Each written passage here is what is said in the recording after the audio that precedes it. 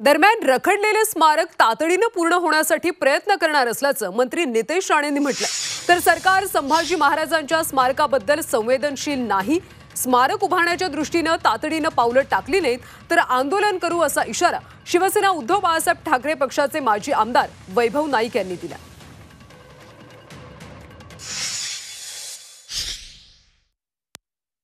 आमचा प्रयत्न आहे की ह्या वर्षी तो पूर्ण जागेचं जे महत्व आहे त्याचं परत त्या सगळ्या गोष्टी राज्य सरकार म्हणून आम्ही जेवढं जास्त त्या जागेसाठी करू शकतो ते आमच्यासाठी फार भावनिक जागा आहे आणि म्हणून त्या दृष्टिकोनातून सरकार म्हणून आम्ही आमची कारवाई किंवा त्या बाबतीमध्ये हालचाली सुरू करणार आहेत। फक्त शब्दापलीकडे तुम्हाला कृतीतून दिसेल।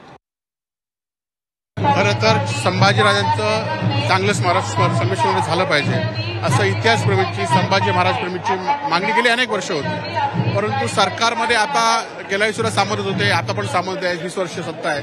खरं तर त्यांनी ते स्मारक बांधलं पाहिजे होतं, त्यासाठी पाठपुरावा केला पाहिजे होता। परंतु आता पुन्हा एकदा इतिहासप्रेमीची मागणी आहे, जर हे स्मारक लवकरात लवकर नाही बांधलं तर आम्ही पुन्हा एकदा तीव्र आंदोलन या ठिकाणी शिवसेनेच्या वतीने करू।